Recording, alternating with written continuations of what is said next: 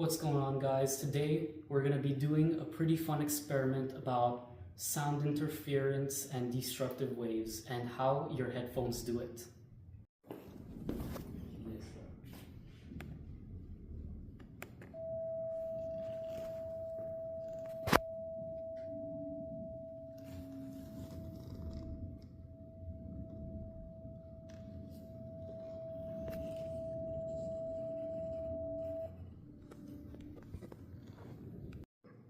You might be wondering how we did that. Well, here's the explanation. The two speakers on this Chromebook are 0.2625 meters apart. And for the sound to cancel out, this length has to be half lambda. So lambda is going to end up being 0.525 meters. And since the speed of sound is constant at 20 degrees Celsius, and we have this very nice equation here, we can plug in the values to find out what frequency we need to cancel out the sound, which ends up being 653.3 hertz. Okay, so the reason why we measured these two speakers at half lambda is because we wanted destructive interference. Destructive interference, what it allows is that basically the two waves will cancel each other, so then you can't hear anything. But if, for example, we did it at just lambda, it's just going to be constructive, so it's going to be even louder. So we just want to make sure that the distance between the two speakers have to be half lambda in order for this wave and this wave to cancel out, so it's destructive, you can't hear anything. And if the opposite would be just basically those two waves, well, the distance would be just 1 lambda, so those two waves would add up and then it becomes even louder. So why does the sound only cancel when we become in line with the speakers? This is why. As we can see here, above the speakers, the green sound waves and the black sound waves overlap.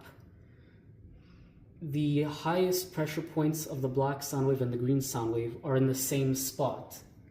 But as we come down, we can see that the peak of the green sound wave and the peak of the black sound wave are not in the same spot. In fact, they're basically perfectly separated.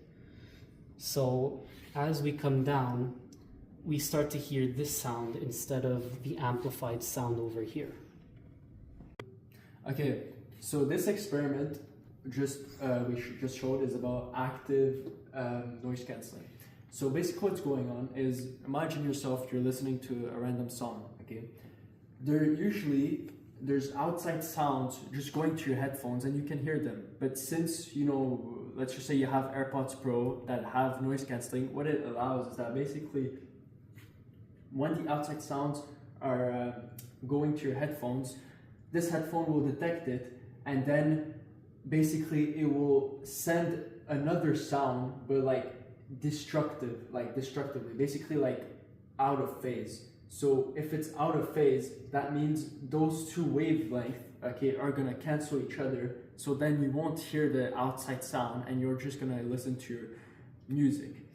And this is basically what active noise cancelling is.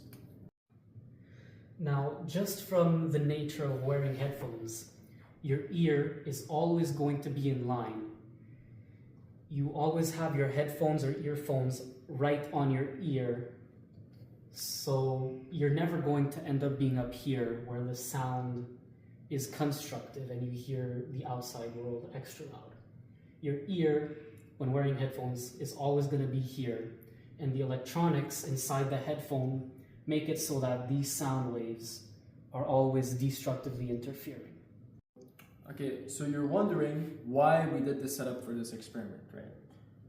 We want to make sure that this computer, the two speakers in the computer does destructive interference, right?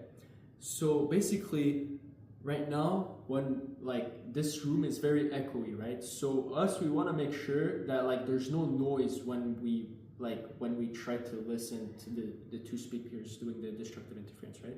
But since there's too much noise, we can't really make out of it. So we put coats, hoodies, and backpacks here so it doesn't echo as much and the sound waves don't bounce as much.